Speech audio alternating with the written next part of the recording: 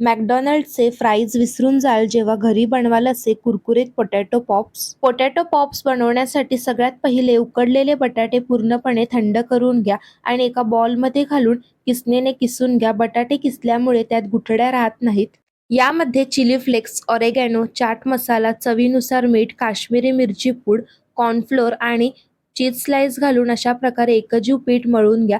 पाण्याचा वापर करू नका. मिश्रण जास्त चिकट वाटल्यास ब्रेड क्रम्सचा वापर करू शकता.